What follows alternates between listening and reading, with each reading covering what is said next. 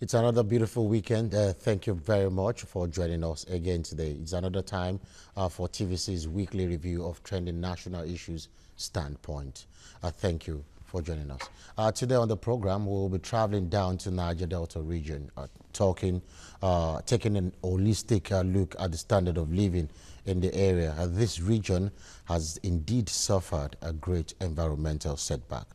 Basic amenities can hardly be found in the oil-rich region that generates over 50% of Nigeria's revenue. And the Niger Delta's ethnic group feels they are being exploited. But the big question is, do they not have members representing them in government? What are the functions of a local government chairman, governors, and House of Representatives member that are supposed to be their eyes in the region?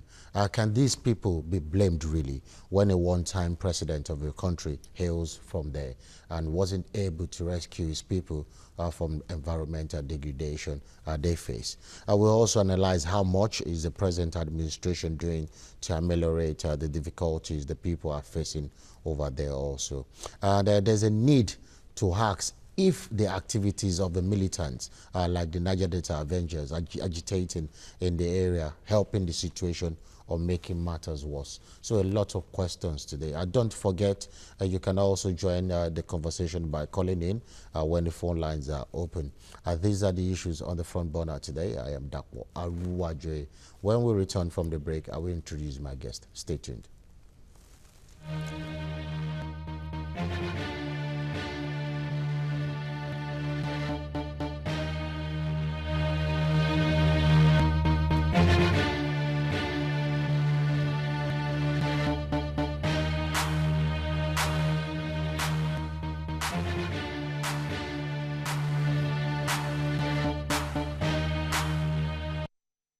The emergence of a group known as the Niger Delta Avengers earlier this year has shattered the hitherto peace enjoyed since 2009, when the Nigerian government granted amnesty to militants agitating for development of the Niger Delta region. The frontal attack tactics adopted by the Avengers has inflicted what is seen as collateral damages on oil production and exploration, which is the country's main income earner. The Avengers say they are out to completely decimate Nigeria's oil industry unless the government hearkens to its demand, including a greater share of Nigeria's oil wealth for Niger Deltans and cleanup of areas blighted by oil spills. The federal government has called for a truce and requested for negotiations with the Niger Delta Avengers. The Ijaw National Congress, a group formed essentially to draw attention of the government to the plight of the people living in riverine communities in the Niger Delta, wants government to involve them in the negotiations. The Nigerian government will only implement its own side.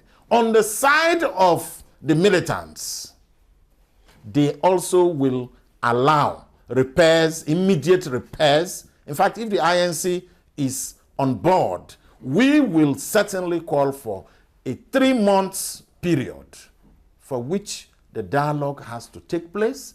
All issues must be addressed. Other members of the group want the Nigerian government to pay more attention to the development of the oil-producing area. The president might be sincere, but you know, the advisors and those around him may think otherwise. There is an opportunity to be very close to the president. Despite the sharp fall in the price of crude oil in the international markets, oil remains the biggest revenue earner to the Nigerian government.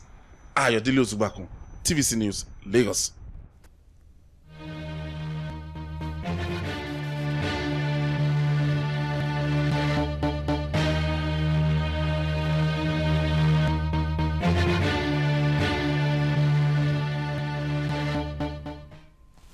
Welcome back. The report packaged by the producer of this program, Ayodele Ozugbakun, who said the precedent of what the discussion is about today. And my guest today, Evangelist Ishola Ekwejuno Eche, is the founder, Ishekiri People's Congress, Agbukumasa.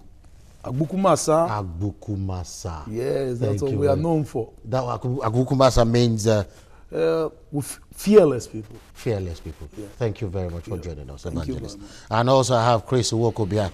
He is the DG Change Ambassadors of Nigeria. Thank you very much, Chris, for It's my joining pleasure us. to be here. All right, sir. And let me go to you, Evangelist. You're Prince also? Yes, I'm a prince. Prince. Where exactly are you from in the Niger Delta? Oh, yeah, I'm from the Iwere Kingdom, please. The Were Kingdom? Yeah, what we call the Warri Kingdom. Oh, the Warri Kingdom. Yes. And that's Delta, right? Yeah, in Delta State. Okay, yes. wonderful. You're basically on ground to tell us what is going on in that region. So far, the present administration, there are signs that they're serious about mopping up what has been a case that's been there for a while, talking about the degradation of that environment. Do you think the present administration is doing enough? I think with the time frame in which the present administration has come on board, they are trying to the best of their ability, at least for now. They are trying. They're trying. At least for now. For now. Yes. So what is it? Can you paint a picture? Though people do know what is happening in that area, can you paint a picture of how bad things are in Niger Delta region? Okay. I can tell you about my own people, the Shekiri Enclave. A visit to the Shekiri Enclave will show you how the people are languishing in poverty and abject penury. In the whole of the area, that is my Shekiri land, the Shekiri land, there is no electricity, there is no pipe-borne water, there is no healthcare system. At all. At all. Electricity. Electricity zero, pipe-borne water zero. And the Shekiri is a community. No, Shekiri is not a community. Shekiri is a nation. Okay. It's a nation. We have about 4 oil companies exploring and exploiting oil from the Shekiri nation. Like Chevron Nigeria Limited. They have about 80% of their exploration in the Shekiri land. And surprisingly, let me let you know this, there is no electricity in where Chevron is doing this. Chevron has been in Shekiri land for 50 years. But Chevron's facility must have electricity. They use houseboats. Inside that houseboat, they have 24 hours light in their flow stations. But unfortunately, the communities that have this land they are exploring, this oil they are exploring, they don't have light. Ishekiri goes along, cuts across how many boundaries? Ishekiri, there are Ishekiris in Ondo State, right? No. But there are Ishekiri just in Delta State? Yes, Ishekiri is in Delta State. Just Delta? Yes, Ishekiri is in Delta State. We have about 1,520 square miles. We are between the Escravos estuary and the Bini River estuary of the Atlantic Ocean. That is where you can see the Shekiri people. Are you getting me? Yes. In short, we're in the peninsula. That general peninsula area. That peninsula I just tried to talk about. The Bight of Bini Peninsula. That is where we domicile. That is where the Shekiri people are. And that place is an hub of oil. Not only oil, gas. Doctor, let me tell you something. Okay. People have gas to the extent that Escravos gas to liquid plant was built there by Chevron. Shell built Otumara gas to liquid plant right there too in Otumara, right on the Shekiri land. But it suffices to highlight that these people who have this concentration of gas, they don't have electricity. Chevron cannot build gas turbine and use their gas to generate electricity for them. For the people. For the people. They also now, they use firewood to cook. This is an absurdity, man. They use firewood. So you can't even bring liquefied natural gas for my people to cook. And my people have that volume of gas in their own settlement. Even if they are going to pay a token for it. Even if they have to even pay a token. But you can't do that in America. Neither can you do that in other parts of civilized world. So where does the problem come from? Is it the people? Because, you know, in my intro, I talked, Chris, I'll come to you, but I just want him to lay these down. In the community, you have representatives. Right. You have local government chairmen. Okay. You have everybody. You have governors. There's a governor in Delta State. Yeah. So what is the government doing? Oh, you see, the last program I had with you, on your program, I tried to make an analysis that if you want to address this issue, you address it right from the foundation. You don't address issues from the top. Let's talk about the foundation. Yeah, the foundation. I won't want to go too much back, that is going far back to 1914. But let me just pick something from 1958. The Willings Commission of Inquiry that was put in place by the British government to address the issue of minority in a society, the Nigerian state, where you have majority. Are you getting me? Yes. If you go back to the Willing Commission brought about the creation of the Midwest region. The Midwest region is an offshoot of the report of the Willing Commission that is recognizing the minorities. Are you getting my point? Yes. Then oil has not been so popular. But the Willing Commission still recognizes that minorities must have their say, not to be seen alone. They must have their say if democracy has to thrive, if unity has to really come to be. Because when there is no equity, justice in unity, then there is no unity. Are you understanding me? Okay. So when you look at that, when all and R start coming to play, the majority still muzzled the minority. It is fortunate that the key wealth of the country comes from the minority, which is the Niger Delta. But when you talk about the minority, the last president comes from your neighborhood. Yes. So why is it that things did not change there? Okay. You see, let me tell you something. Let me put that question back to you because I need to get Chris talking. Okay, I'll look into Do you understand me? Because did you hear what I said? Because there have been representations. They have people from this neighborhood, but things are getting bad. They talked about the foundation.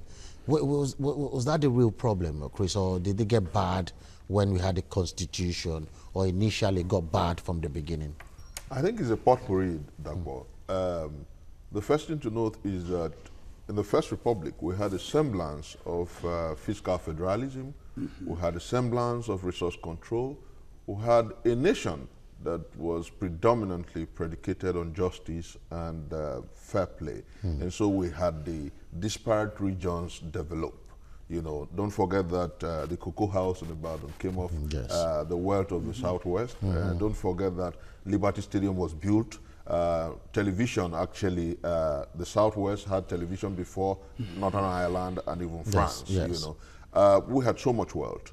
But when the military came and decided to mess up our federalism, created some kind of unitary system in 1966 under Iransi, Decree 24, and then went on and took over the whole resources and put it at the federal government. And then the federal government became the super father, the godfather, the big brother who dishes out emoluments to the component parts, you know. And then states became at best beggarly appendages of the center.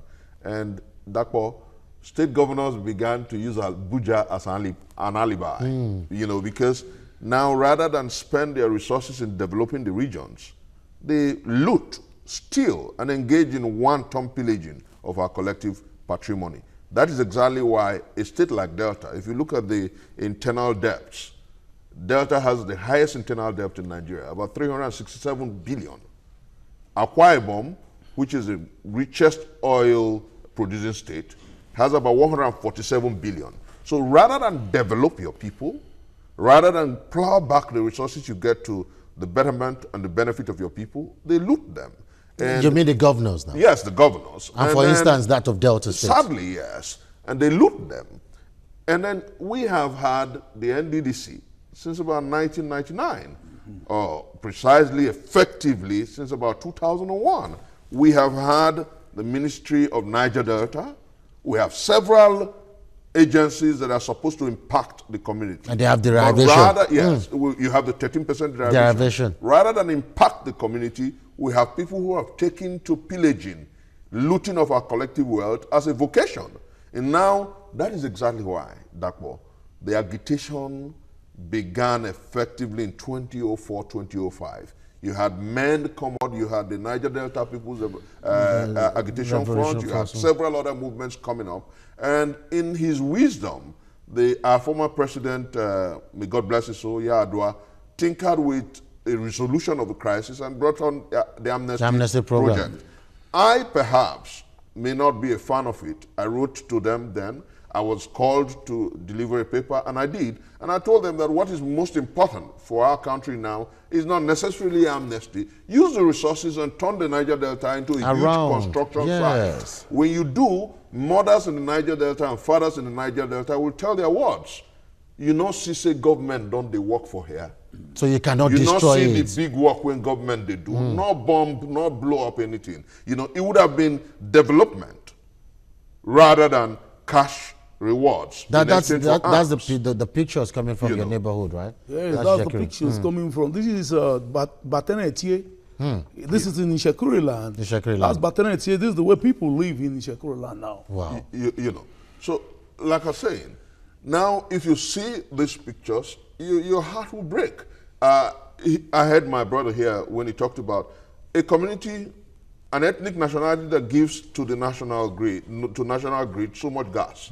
I think the Ishekiri land is number 2 in terms of production of local gas. Yeah. And the people, you know, after the poor community, and they are hungry and poor. They still cook with firewood. Let me give you a shocker. The Ishekiri community, I'm aware, produces well over 300,000 barrels of crude oil per day. But you see how desolate the communities are. And you ask yourself, because oftentimes we blame so much of government, but I think the government should play the supervisory role. All over the world where you supervising who now? The multinational companies. Yes. Shell will not do what they're doing in the Niger Delta in Holland. You know, Chevron will not do what they're doing in the Niger Delta in the United States. At all. They are responsible to the communities where they explore and exploit. Okay. But tragically, rather than empower those communities, you heard him when he said they live in speedboats. Yes. They live in houseboats. Yeah. Rather than build residential areas in the communities. You know, they have 24 hours light. Electricity. They do not give anything in return to the local and what they do at best is divide and rule. Yes. But I think that the time has come for government not only to negotiate with the militants, the time has come for government to ensure that these oil exploration companies, these big companies operating in the Niger Delta, do in fact give back something to the community. I'll come back to you, Chris. Did you hear that? That means the lacuna is coming from the government, because the government has a sole responsibility. Ibori was one time a governor in your place. Yes, he was. The same Ibori. Yes, Ibori, yes. Ibori himself I think he's richer than Delta State. Yeah, I think I won't be able to tell you that, whether he's richer, because I don't know his financial status. I can't say that. Well, presently Ibori is languishing in jail in England because of corruption. You look what the professor said just now in respect of those who are governing, who are supposed to be in charge of the funds that are accrued for the development of the area. These people are the looters of the people. Like I said in the program last Friday. So the problem is, look at NDDC. Look at NDDC. The act that brought about NDDC. The NDDC is an intervention agency. From 1999 till today, 2016, there is no government that has really looked into the activities of NDDC, if actually they are carrying out the role they are supposed to play. NDDC is supposed to be awarding contracts for projects to be executed in the Niger Delta. Do the people like you and some other people of like minds, do you checkmate an institution like the NDDC? Because the last time I heard much about the people, the Ishekiri people, they were agitating that an Ishekiri man should continue what he was doing in the NDDC, right? And they don't talk about the main thing itself, talking about development. I think it's just sentiments that people go for, not even development. Okay, itself. Thank you very much. You see, in every agitation, in every struggle, some people might be thinking about, they may be looking at it from a very narrow perspective. While the main crusaders look at it from a broader horizon. Yes. Are you getting me? Yes. I'm looking at it from a broader horizon. Somebody is talking about Ishekiri man should continue. Yes. The man does not know. He doesn't know. The man who's talking as he visited the hinterland of Ishekiri people. Because it was an Ishekiri man that was in charge of the NDDC. I thought he would have used this office to help the people, his people. Excuse me. Do you want me to throw you a question? Do you think everybody who says he's a Yoruba man is a Yoruba man? Do you think everybody who says he's an Ishekiri man is an Ishekiri man? We have what we call the genetic components of a man. It is the genetic component of that man that the man speaks. If you're an Ishekiri man, proper Ishekiri man, you will speak Ishekiri. You will never speak yourself. I don't know whether you understand Yeah, I do me. understand. As I speak with you, I'm genetically Ishekiri. That is why I'm speaking Ishekiri. And that's I'm why speaking the pains of Ishekiri, not the pains of one individual. I'm speaking the pains of, it's a national issue. The pains of the people in general. Are you getting me? Yes. The pains, see, let me put something. So a pressman asked me a question sometimes last week that I have an Ishekiri man as a governor Yes. for 8 years. 8 years. Are you getting me? In Yes. Delta State. You see, the man says I'm an Ishekiri man. But his actions for 8 years never spoke whether he was Ishekiri or not. Ibori's actions Yes. for 8 years, he spoke that Ibori was an Urobo man. But Udwan's actions for 8 years never spoke that Udwan was an Ishekiri man. That is exactly what I mean by this issue of genetics. So we cannot blame the federal government Oh. for all this. No, excuse me. You cannot just put all the blame Oh, on the listen, federal please, don't tell me you won't blame him. Who is the father of the nation? Who has the supervisory role? Who is the man that is supposed to ensure that laws are obeyed? Who is the man? Am I the one to take the laws into my hand and ensure that laws are to be obeyed? Or the federal government? Who is supposed to ensure? Okay, like I said last Friday, the National Assembly has an oversight function roles on the intervention agencies, on the ministries. Is that not so? Yes. Is that not so? Yes. Okay, the National Assembly, they fail in their responsibility. But you have representatives from your neighborhood, What? from Ishekiri. Have you heard them move a motion talking about this? Are they pained the way you are pained? They cannot be pained the way I'm pained. Just go back to the last statement I made. Not everybody who claims to be Ishekiri is Ishekiri. I'll come back to you, sir. Did you hear that? The federal government should share, though really they should share part of the blame of what is happening in their neighborhood. But what do you think the federal government, the present administration now is doing to ameliorate what is going on in there? It cannot go on like this forever. Dr. Profoundly, anybody who does not appreciate what is happening with respect to the activities of federal government in that space now will be unfair. UNEP report on the cleaning of Ogoniland came way before Jonathan left power. He didn't do anything about it. Now, in less than a year, or just about a year of President Buhari's regime, the cleaning of Ogoniland has become an issue. It has actually been launched, and the committee to be responsible for it has been inaugurated.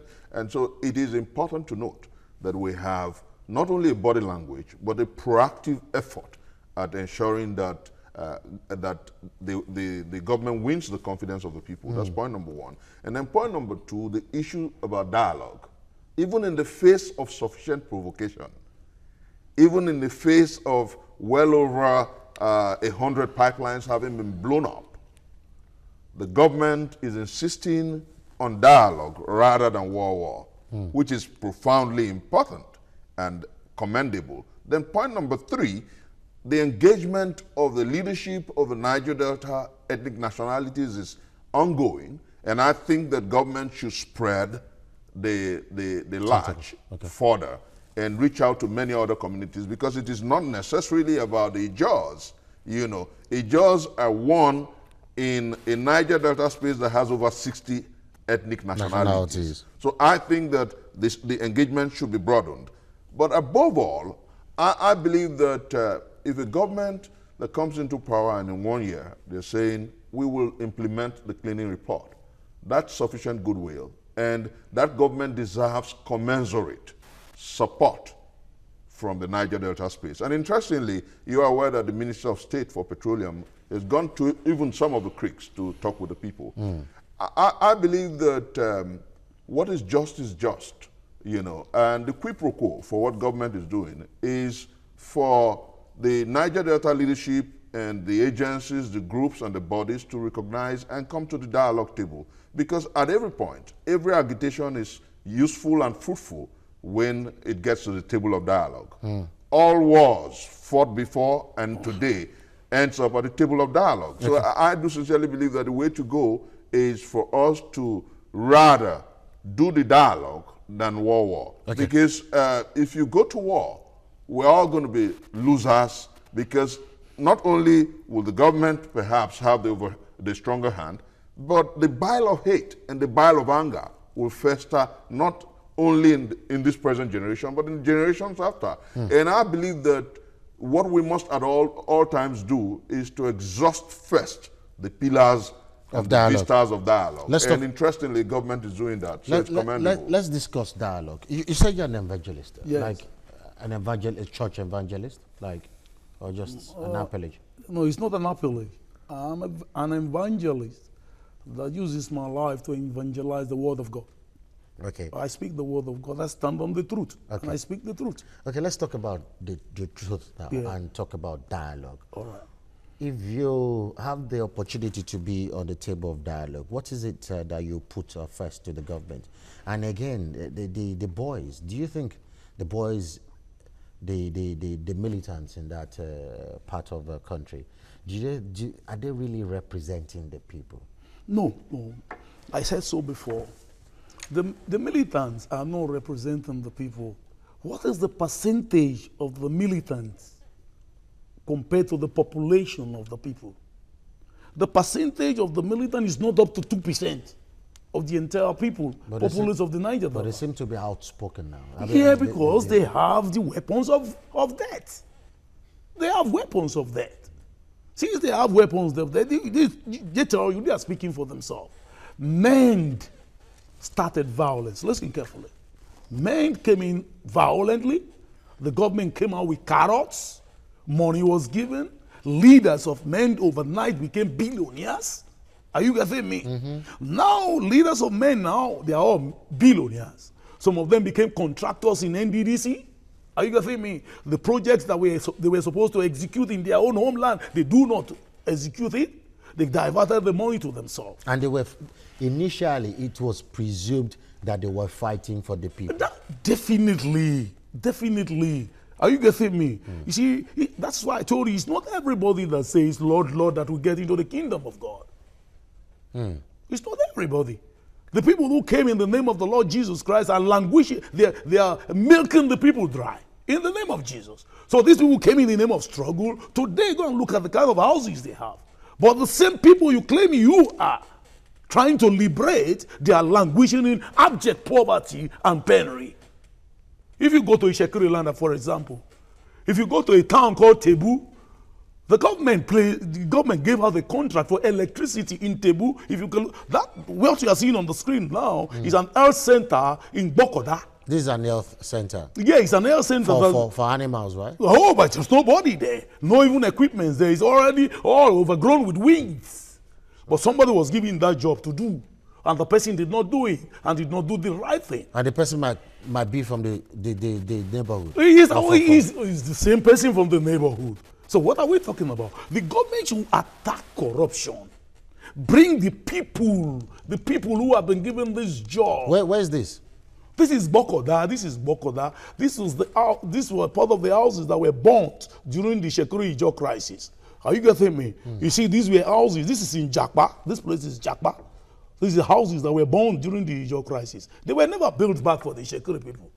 But a little thing the army did in Okenekoko, Okeneigo, according to Shekiri, the government went and built it back because of the job. But the Shekiri people, look at this woman, listen, look at this woman. This woman goes to deforest the Shekiri place to get firewood to cook. She sells firewood for living. And when you have surplus of gas.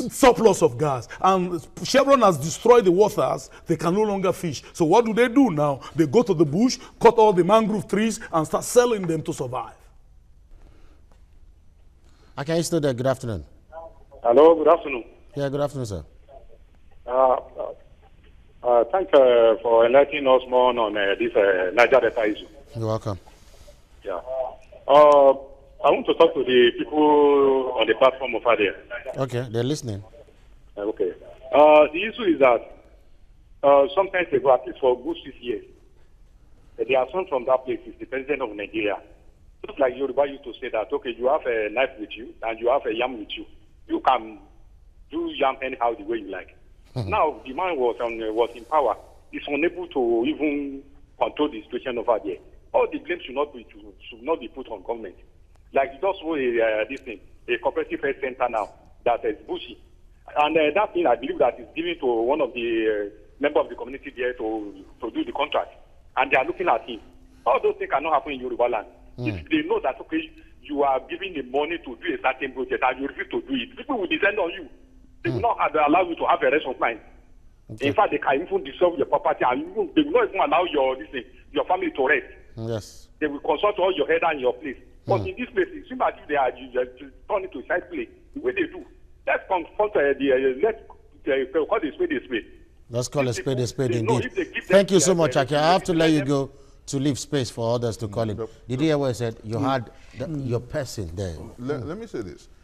I think that sizably, the Niger Delta is where it is because not only has there been a conspiracy between the oil companies and the leaders of the space, there's been a conspiracy between previous regimes and the leaders of that space, inclusive of the economic interests, the oil companies in that space. Remember when Colonel Sarawiwa led his people, through divide and rule, Shell got a rival gang to get involved in conflict in Ogoniland, which ultimately led to the trial of Colonel Sarawiwa, and obviously was procured judicial murder.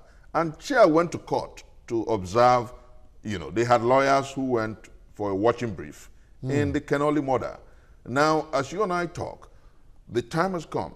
Now that we have a new regime, a new government, and an administration that is interested in credibility, in integrity, in anti-corruption, to look in the books of not only the Niger Delta Ministry, the Niger Delta Development Commission, the NDDC, look in into the books of the multinational companies with respect to local content and involvement of the indigenous communities. Because save and except government plays the oversight function, members of the National Assembly from that region should wake up.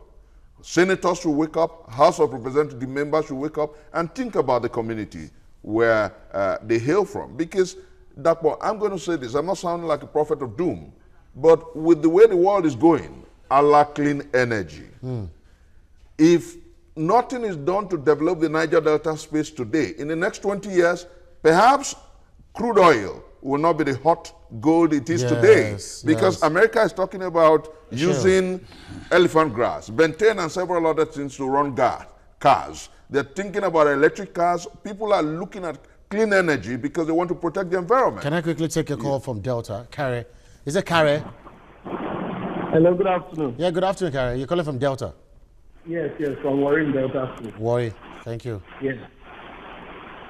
Your contribution, please. Yes, I want to support the stand of the evangelists, okay?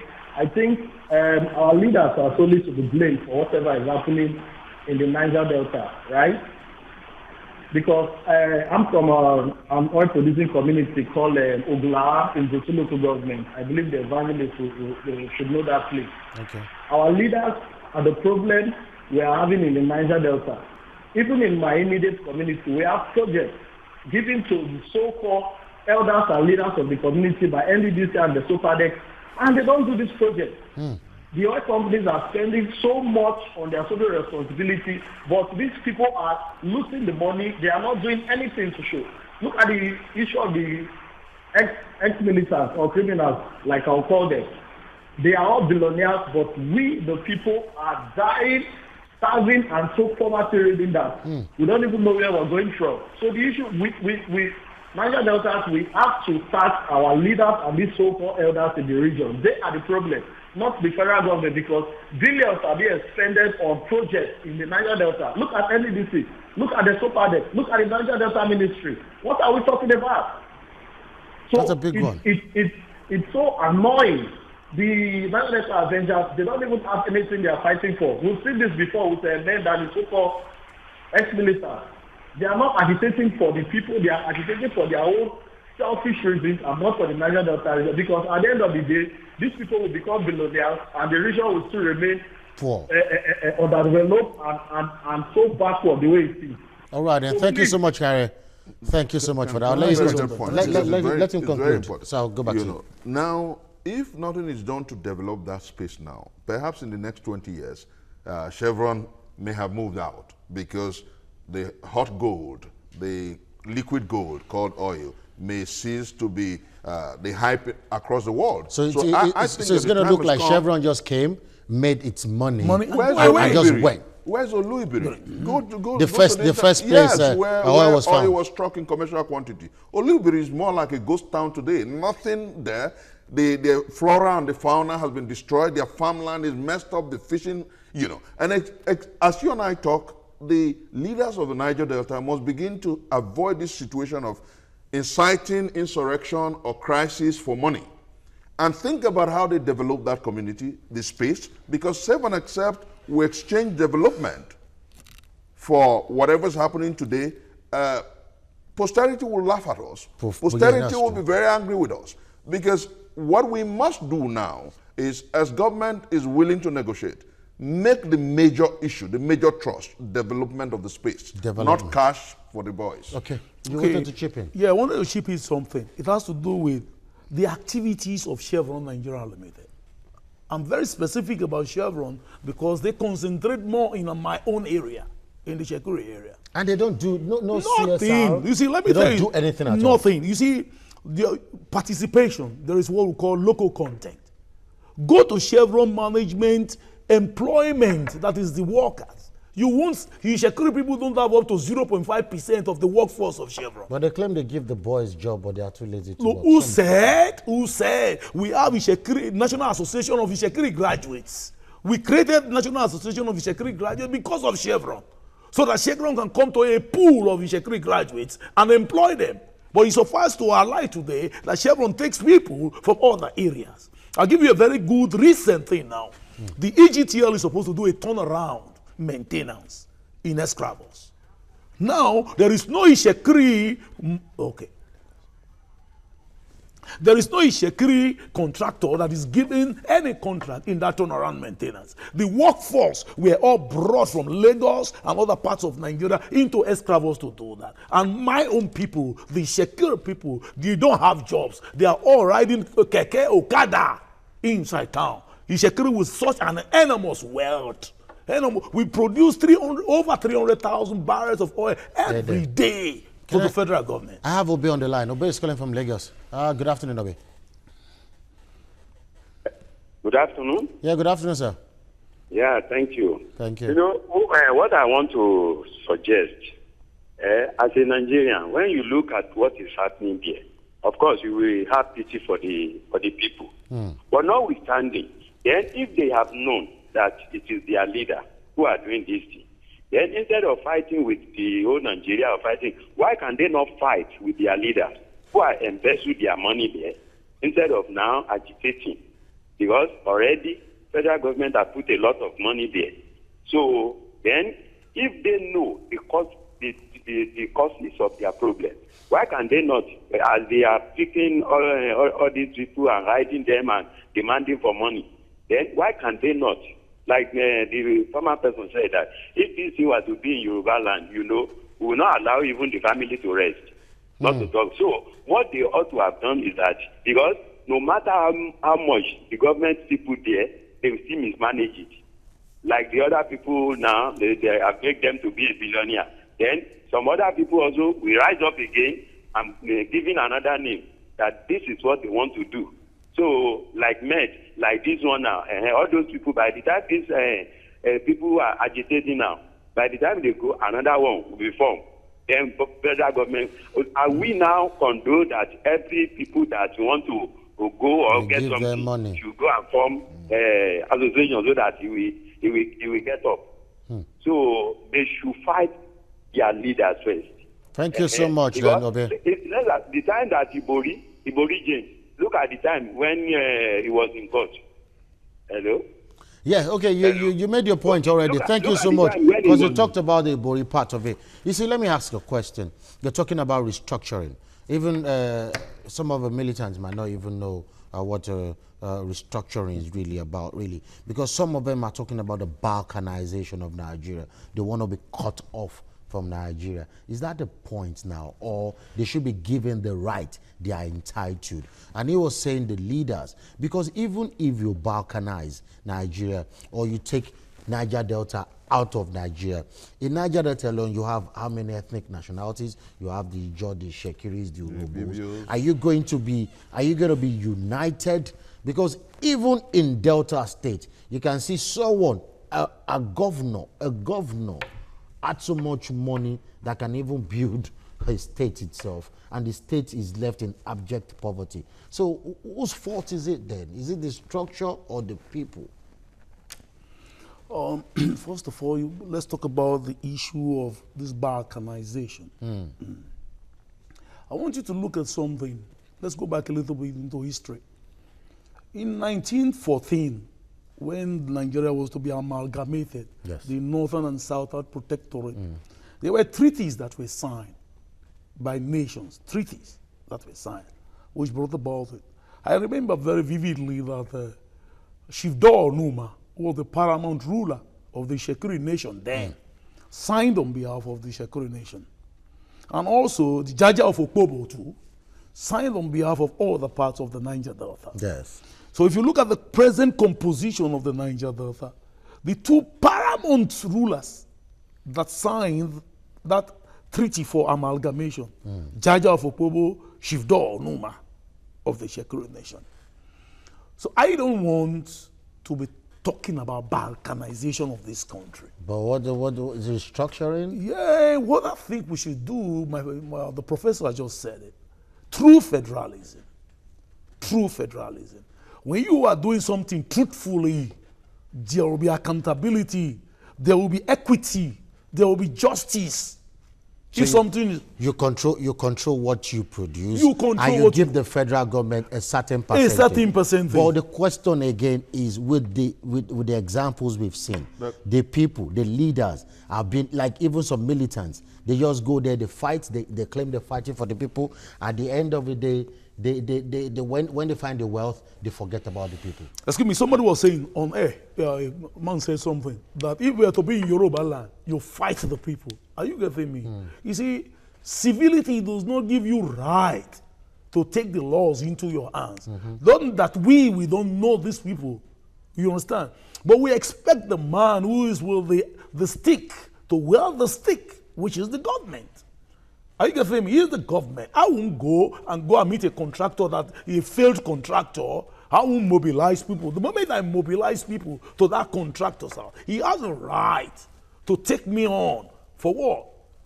For anything that happens to him. Yes. So I won't do that. Okay. But the man who is having that right, I'll tell you something. Please, I want to tell you something. That's the president. I'm coming. What is government? I want to tell you something about government. The origin of government is when I cede my own freedom, one aspect of my freedom, the human right of which I have. That human right I cede into a collective pool because of wickedness of people. So that collective pool will give me security, that collective pool will give me protection, that collective pool will give me infrastructure, that collective pool will give me development. I have ceded that aspect of my human right down into that collective pool. That aspect of my human right that I ceded is my inheritance. Are you listening to me? Now you are not telling me to come back again and fight for the inheritance, in which I have already ceded for you to use government tools, government apparatus to operate. I can't be doing that. Chris, I'll come to you, but let me quickly take Mike. He's calling from Togo. Good afternoon, Mike. Yes, good afternoon. Hi, Mike. Yes, good afternoon. Yes, my take on the issue is that, you see, federal government has to be blamed 100%. Why did you say so? I'm from River State. Okay. Omok, main town. So the situation of the Avengers, there is nothing we can do with the masses of Niger Delta. Assuming the federal government develops our region, they don't bond them well to do anything of such. We the masses have to fight them ourselves. But because there is nothing is done at all in our region, this is why we are fired. So the issue there is that let the federal government, they are the people to blame, let them go and take care of the people they give contracts to. Okay. All right, and thank you so much, Mike, for that. All right, then. Why we are not, okay. Okay, thank you so much, Mike. Yeah. Dr. Let me add this. He said the federal government should be blamed 100%. Well, I disagree. I think that my brother was talking about the social contract, where people willingly abdicate certain rights to government in exchange for freedom, for protection, for welfare, and the likes. Unfortunately, what we must begin to do is understand that our people can agitate, albeit peacefully. We can put pressure on government to deliver the promises of democracy, albeit peacefully. But what we must begin to look at, because oftentimes we misunderstand the agitation for restructuring. Some think that restructuring is another leg for disintegration, another word for disintegration. Yes. That's very untrue. In the First Republic, we had a semblance of true fiscal federalism. And that made the leadership of that republic responsible to the people sizably.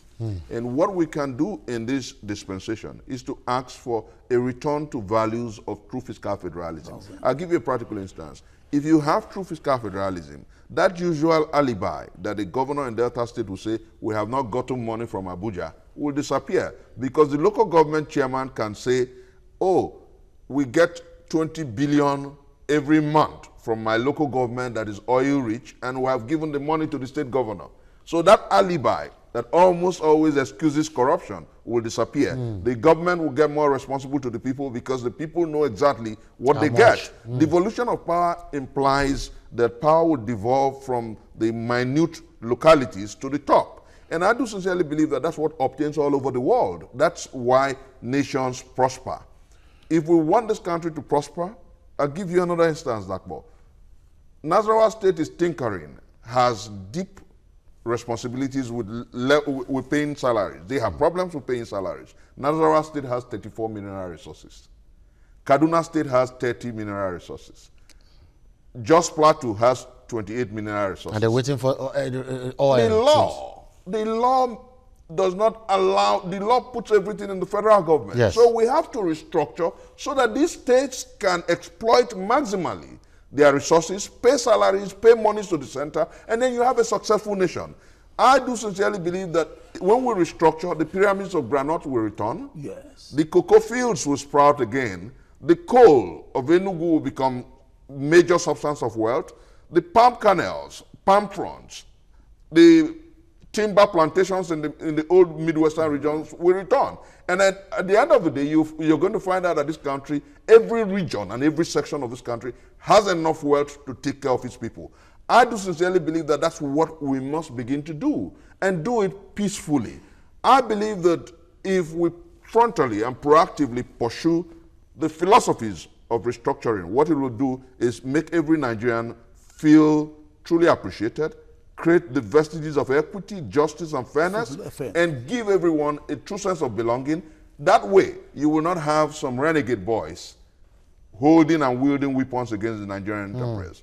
That way, you will not have the boys from Biafra saying that they want Biafra. Because the truth is that every agitation in this country is a call for justice, equity, and fairness. And so, if we meet at the table of dialogue, and resolve these contradictions, you find out that we'll have a peaceful and prosperous Nigeria. But before then, the message now, what's your message? Because the last question I asked then was, are the militants, the agitation in the area helping the situation or making matters worse?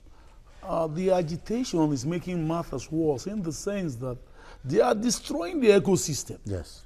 Are you getting me? If you destroy the ecosystem, then what is happening? Just like what my friend, professor, said. If you destroy where will we come back to when there is no longer oil? Then where do we go through? You want to incapacitate us completely. So they are not doing the right thing. They are not doing the right thing. The right thing is let the government expose all the Niger Deltans that have been giving money. The people will now see them.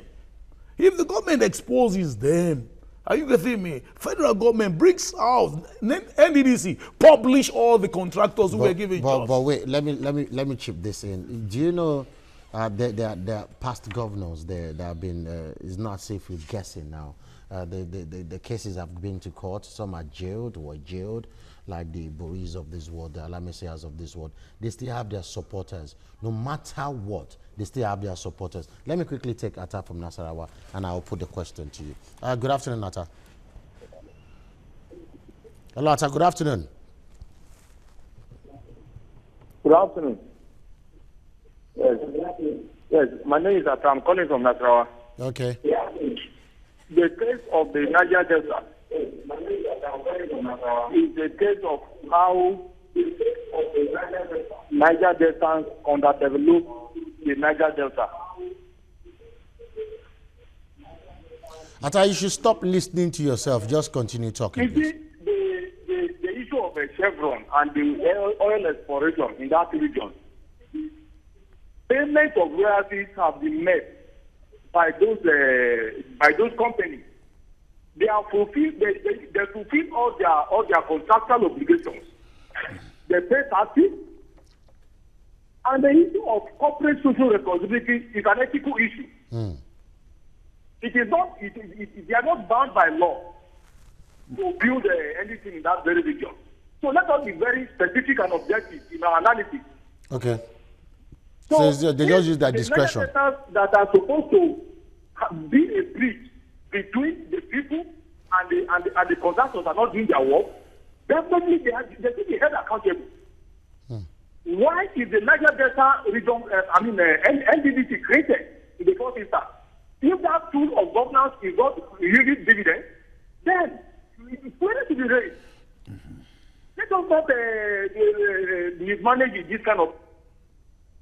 All right, and thank you so much, Atta, for that contribution of yours. Okay, let me rephrase my question. Okay. If even the federal government, if they expose these people that have stolen the monies meant for the people, do you think the sentiment is from my neighborhood, is from my ethnic nationality, that one won't come in? Because we've seen examples of people that were found guilty of stealing from the people. They still have supporters. They are like their role models. You see, that has to do with morals, moral ethics. Are you getting me? The morals of people. The morals we have now, people tend to celebrate thieves. But now the pains that the people are now facing now, the majority of the people are facing real hardship. So that hardship they are facing is now modeling their thoughts. They are looking for justice now. They are tired of celebrating these people. They've woken up finally. Yes, they have woken up from their slumber. Are you getting me now? So they are not, like I can tell you, in the Shakiri enclave today, they are tired. Because they are not habiting the place. They know them. But they want the government to come and do the job of governance. Are you getting me? Do the job of governance. The job of governance is to expose a thief, is to arrest a thief. It is not the people that we arrest a thief. That's why we have the constitution. The job of governance, when the government comes and arrests that man that is a thief, you will see the reaction of the people. Of the people. Okay, as we conclude now, because we have less time to go, your conclusion, Chris. I think that with respect to the Niger Delta, what government must do is, whilst continuing with the dialogue, engage the communities in the area of development sizably. It shouldn't be about money for the boys. It should be about development for the people. That's point number one. And then point number two, I do sincerely think that what the Niger Delta leadership and the nationalities there must do is to come to the government with some sense of appreciation, of commitment, of the government's commitment to do what is right. I believe that this country can grow if we concertedly walk the path of peace, dialogue, and negotiation. Rather than war, at all times, what is necessary is Jojo. Wonderful. Thank you so much. Your conclusion, please. My conclusion is I'm appealing on the federal government to beam their searchlight on the Shakiri nation. Because the Shakiri nation is the apple of the Niger Delta. We have the highest production of crude oil in the Niger Delta. The federal government should build their satellite, set up a committee to look into projects done in the Ishekiri Nation and the abandoned projects. If that is done, you can see sanity coming into the Niger Delta. And this dialogue thing, you don't dialogue with people because they are violent. The fact that we are not violent does not mean you won't dialogue with us. The committee you are setting up will first of all investigate, know the truth, and come out with facts as to how to do things. Wonderful. Thank you very much. Evangelist, thank you. Where does Ishola come from? I'm an Ishekiri man. I'm a prince of the Ishekiri nation. Okay. That's Ishola now. Ishola is an Ishekiri name. Oh, I thought it was a Yoruba name. No, you see, the Yoruba and the Ishekiri people, like I told you already the other day, they are a little bit synonymous. Thank you so much, Evangelist Ishola Ekwejuno Eche, founder Ishekiri People's Congress. Agbukumasa, we are the Agbukumasa. I told you the history of Agbukumasa. Wonderful. Thank you so much. I'm Professor Chris Uwokobia, DG Change Ambassadors of Nigeria. Thank you so much for joining us. Thank you, Dr. God bless Nigeria. Thank you. God bless Nigeria. And thanks for being part of the program today. Let's do it again next week, same time. Do have a great weekend. I am Dakbo Arua Joy. God bless Nigeria indeed. And bye for now.